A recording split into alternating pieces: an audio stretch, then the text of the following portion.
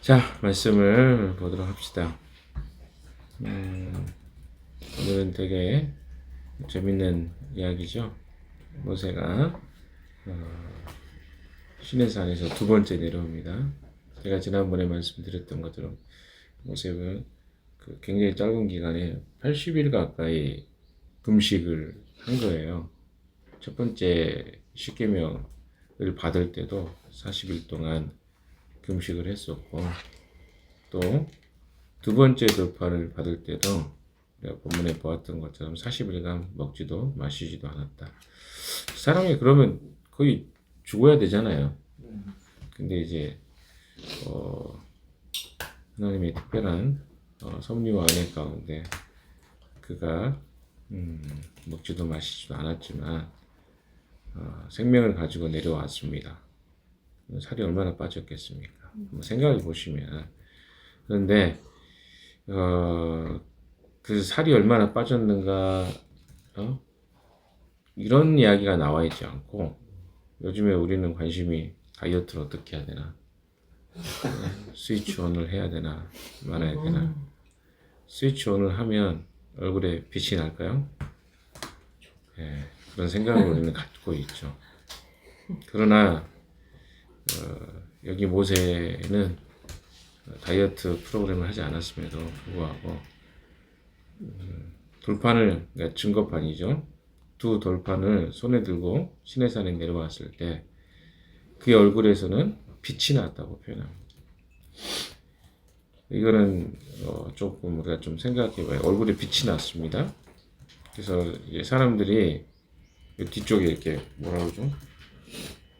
후광으로 이렇게 생각하는데, 그게 아니라 실제로 얼굴에 빛이 난 겁니다. 근데 사실은 발광체는 아니잖아요, 우리 인간이. 그럼 뭡니까? 반사체겠죠. 하나님과 함께 대면하고 40일간 교제했던 모세의 얼굴에 실제로 하나님의 영광이 반사체로 빛났다는 것을 우리가 알 수 있겠습니다. 자, 29절 하반절에 보시면요, 주님과 함께 말씀을 나누었으므로 라고 되어 있습니다. 그러니까 그 말은 뭡니까? 주님과 말씀을 나누었다. 이건 교제했다고 할 수 있겠죠? 하나님과 교제한 거예요. 거기서 시내산에서 깊이 있게 하나님 말씀을 듣고, 또 하나님 앞에서 이스라엘의 상황과 것들을 이야기하고. 그래서 주님과 함께 말씀을 나누었기 때문에 얼굴에서 그렇게 빛이 났다, 이런 뜻이죠. 다른 말로 이야기하면요, 하나님과 영적 교제를 나누는 것이 우리에게는 이 거룩함의 기본적 요인입니다. 우리가 거룩해지는 것은 하나님과 교제할 때.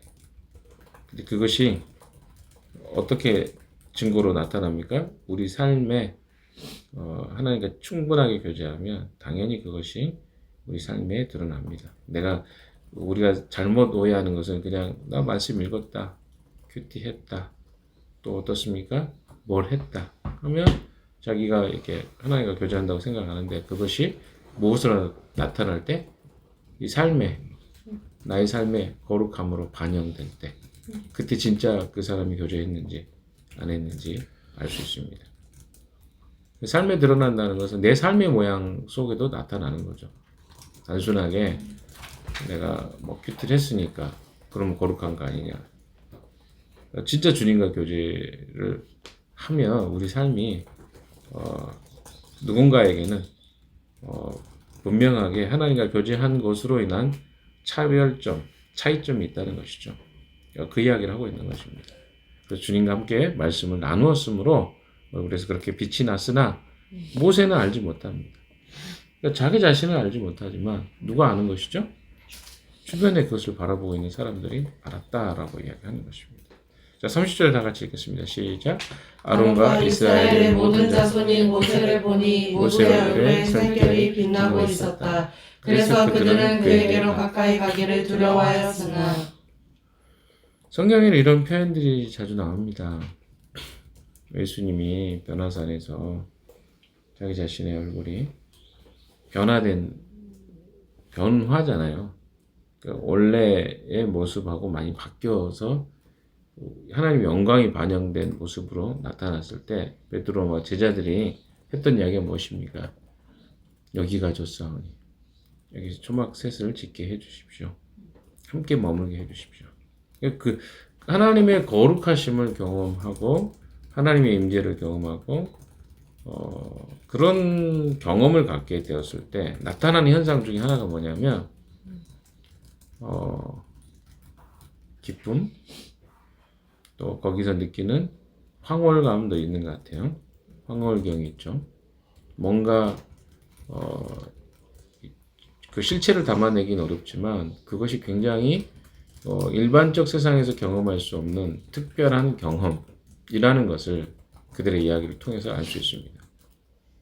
그런데 반대적으로 이 이스라엘 백성들과 지도자들은 지금 어떻습니까?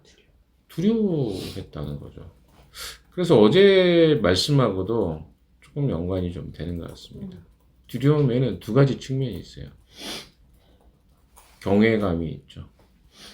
그러나 또 다른 측면에서는 그 경외감이 이제 인간이 가지고 있는 공포심이죠. 상대에 대한 두려움으로 인해서 다가오는 또 촉발되는 공포심입니다. 나를 해야 할 것 같고, 그러니까 이 두 가지가 우리에게 공존합니다. 근데 거기에서 하나님의 사람들이 느끼는 하나님 앞에 나아갈 때 그의 존재가 느껴야 되는 것은 경외감이죠. 거룩함을 맛보고 그것으로 기쁨을 누리는 사람들이 있고요. 또 반면에 그것으로 인한 두려움과 공포. 대부분의 공포들을 여러분이 조금 어제도 제가 이야기 드렸지만 우리가 좀 인식할 필요가 있다고 저는 생각합니다. 인식한다는 건 뭐냐면 내가 인지하는 거예요. 그러니까 지금 내 감정에 두려움의 감정이 온 것도 잘 인식하지 못하는 사람이 있고요. 이게 어떤 감정인지 명확하게 이해하지 못하기 때문에 하나님이 주시는 이 두려움, 죄의 실체로 인한 내 안에 있는 그 죄에 대한 지적을 받음으로 오는 두려움인지 아니면 내 삶에 어떤 문제가 닥칠 것 같고 또 이런 것들이 나에게 직접적으로 영향을 줄 것으로 인한 두려움인지. 특별히 이제 우리에게는 많은 두려움 중에 하나가 누군가가 나의 잘못을 내가 잘못한 게 있는데 그것을 지적받을 것 같은 굉장히 강력한 두려움이 있습니다. 그러니까 내가 죄가 있는데 아무도 몰라. 근데 누군가가 그것을 아는 것처럼 다가와. 그럼 우리는 그 두려움이 있습니다. 근데 이 죄의 문제 해결되지 않았기 때문에 오는 두려움이거든요. 근데 이걸 우리가 구별하지 못하면 이게 하나님 앞에 그 관계 회복으로 인해서 온전한 기쁨을 누리는 것이 방해가 될 수 있다고 저는 생각합니다. 인식하는 게 굉장히 중요합니다. 지금 내 안에 죄로 인해서 이런 강력한 하나님 앞에 나아가는 것에 대한 두려움이 있는가? 그럼 그 문제는 어떻게 하면 될까요? 하나님 앞에 고백하면 돼요. 관계 문제도 마찬가지입니다. 관계가 이렇게 관계 문제로 인해서 불편함이 있잖아요. 그것도 하나의 두려움이거든요. 우리가 누군가 전화 받을 때 그런 거 있죠. 여러분 그런 거 경험 많이 하실 겁니다. 잘 표현하지 못해서 그렇지. 누군가가 나를 만나자 그래. 그럼 우리는 뭐부터 생각합니까? 두려움이 있죠. 부정적인 것에 대한 두려움이죠. 어떤 일이 생겼나? 근데 그때 감정이 확 들어요. 어떤 감정? 무슨 일이 생길 것 같은. 나에게 뭔가 일반적이지 않은, 통상적이지 않은 이야기를 들고, 근데 거기에 대한 두려움이 우리에게 있습니다. 이런 감정들을 여러분이 캐치를 하셔야 돼요. 하나님 앞에도 마찬가지예요.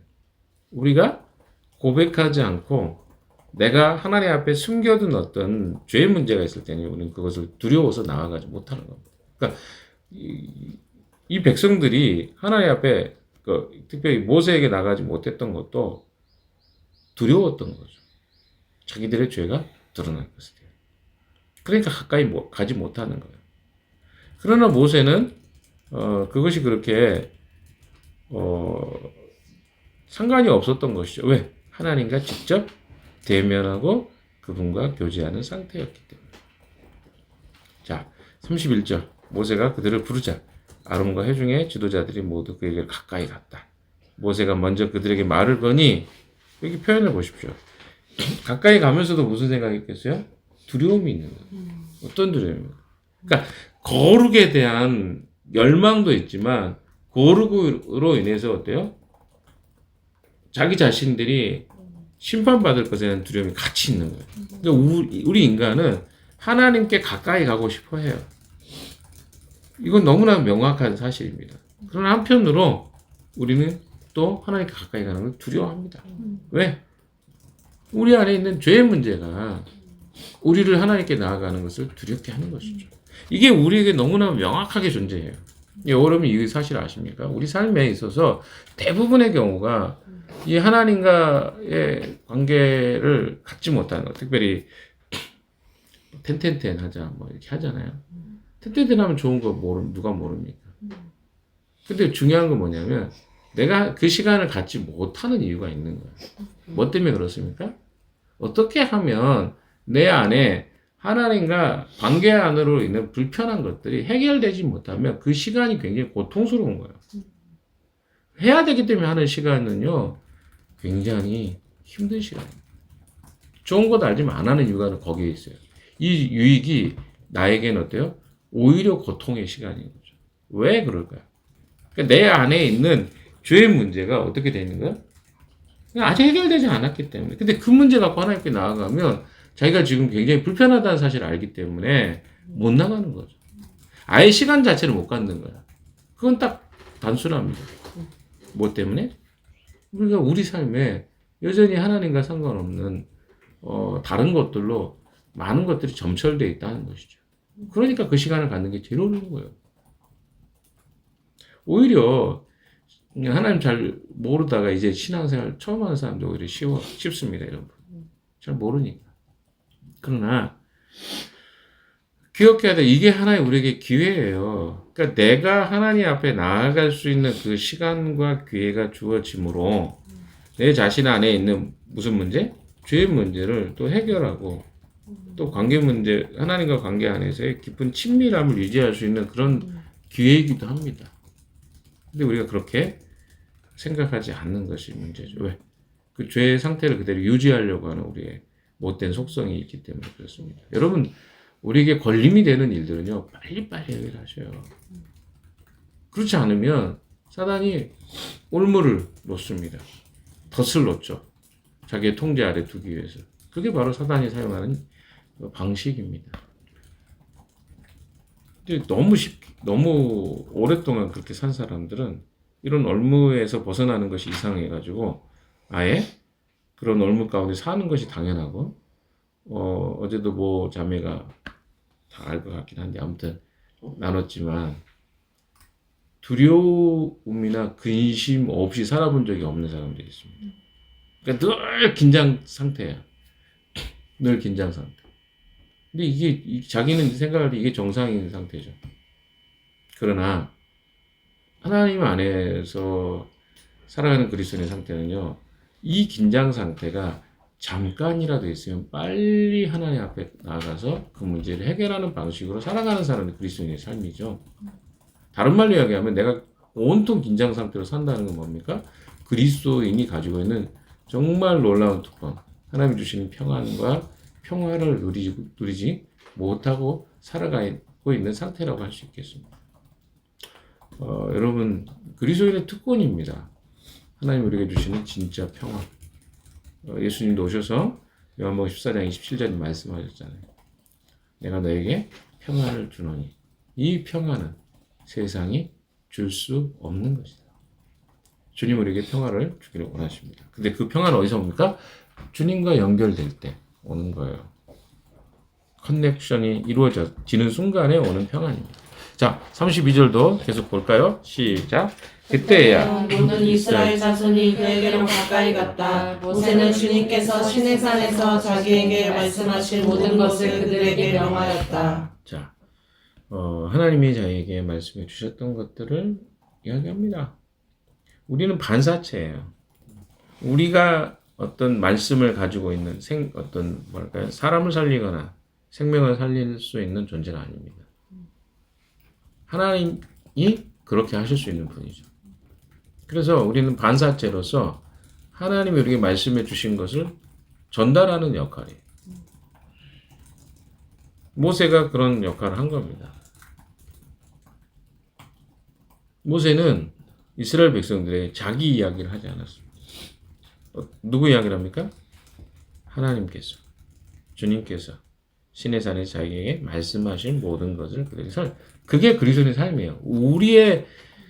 우리가 가지고 있는 어떤 생각을 전달하는 사람이 아니라 우리에게 가르쳐 주시고 알려주신 하나님의 말씀과 진리를 전달하는 사람들이 그리스도인입니다. 그래서 그것을 잘 듣고 잘 알수록 잘 전달하겠죠. 모세가 그렇게 한 거예요. 이게 우리가 해야 될 사명입니다. 33절 모세는 그들에게 하던 말을 다 마치니 자기 얼굴을 수건으로 가렸다. 이 수건이라는 표현이 여러분 나옵니다. 수건. 왜 수건으로 가렸을까요? 모세가 하던 말을 다 마치자 수건으로 얼굴을 가렸다.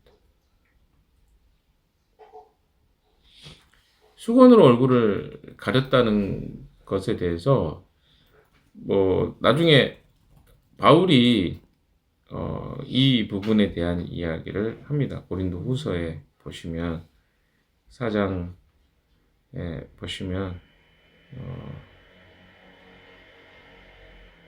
4장 1절부터 쭉 18절까지 나중에 한번 쭉 읽어보십시오. 이건 뭐냐면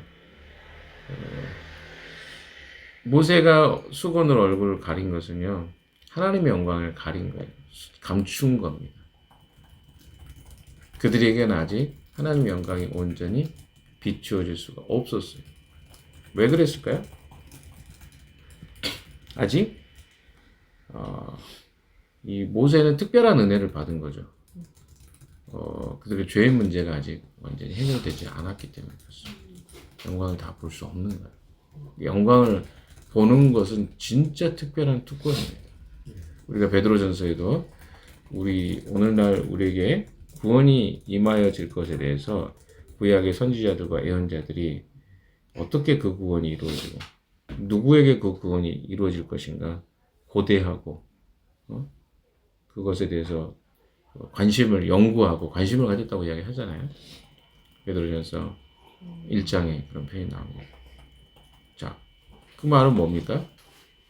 그들에게는 그 온전한 하나님의 구원이 이루어지지 않은 거예요. 그렇게 그 구원이 집행될 거고 진행될 거고 메시아가 오실 거고 실제로 그것이 이루어질 것이다. 그러나 그 전까지는 어때요? 간접적으로 이렇게 모세라든가 이런 특별한 선지자들과 이런 사람을 통해서 간접적으로 그것을 전달받는 방식이었단 말이에요. 왜? 구약의 이스라엘 백성들은 아직 그들에게 진짜 메시아가 온 게 아니었어요. 맛만 본 거죠. 그러나 신약에 우리에게는 어떻습니까? 예수 그리스도가 오셨습니다. 그리고 우리를 죄로부터 구원하시는 모든 그 구원에 대한 것들이 완성됐어요. 우리를 구원시키는 그런 조건들이 다 완성됐습니다. 그리고 그리스도를 영접하는 자들에게는 하나님이 어때요? 직접 지성소 문 안으로 들어가서 하나님 만날 수 있는 특권을 허락해 주셨어요. 그러니까 우리가 하나님을 영광으로 수건을 덮지 않고도 만날 수 있는 상태로 만들어 놓으셨어요. 근데 문제는 뭡니까? 우리가 그분을 만나지 않는다는 데 있죠. 특권을 받았는데 그 특권을 어때요? 누리지 않고 있는 것이 오늘 그리스도인들의 슬픈 현실이죠. 그래서 모세는요, 하나님의 영광을 그들에게 드러나는 것을 가리는 행위로 수건을 가렸습니다. 34절도 읽어봅시다. 시작. 그러나 모세는 주님 앞에 들어가서 주님과 함께 말할 때에는 수건을 벗고 나올 때까지는 쓰지 않았다. 나와서 주님께서 명하신 것을 이스라엘 자손에게 전할 때에는 이스라엘 자손이 자기 얼굴에서 빛이 나는 것을 보게 되므로 모세는 주님과 함께 이야기하러 들 때까지는 다시 자기의 얼굴을 수건으로 가렸다. 그러니까 하나님과의 대화를, 이게 이제 회막에서의 이야기잖아요. 아직 성막이 만들어지지 않았으니까. 회막에 들어가면 수건을 벗습니다. 그러니까 하나님과 교제하는 특권을 그가 누린 거야. 그러니까 이것은 자기가 수건을 가린 것은 이스라엘 백성들 때문이지 자기 문제가 아니에요. 하나님과 깊은 교제가 되니까요. 모세는 그걸 너무 즐거워했던 것 같습니다. 마치 예수님께서 시간이 나면, 우리가 생각할 때는 시간이 나고 육체가 피곤하니까 한적한 곳에서 밤이 맞도록, 때로는 이른 아침에, 새벽에 주님과 교제하는 시간을 갖는 것이 왜 그렇게 주님 하셨을까? 저도 그 성경 읽으면서 되게 이해 안 됐던 게 그런 부분들이거든요. 왜냐하면 나는 아직 그 기도가 그렇게 기쁨인지 모르겠는데 왜 주님은 저렇게 피곤한 육체를 가지고 저렇게 하셨을까? 그 사람들이 많이 따라 하려고 합니다. 그러나 충분하게 주님과의 관계와 교제가 안 되면 기도가 그렇게 기쁨이 되지 못하는 거죠. 그러니까 억지로 이렇게 하면 안 된다는 거예요. 그 사람하고 깊은 관계에 맺지도 않았는데 그 사람이 누군지도 몰라. 그런데 교제하면 좋다니까 거기 앞에서 그 사람하고 시간을 일부러 보내려고 해봐요. 얼마나 피곤합니까?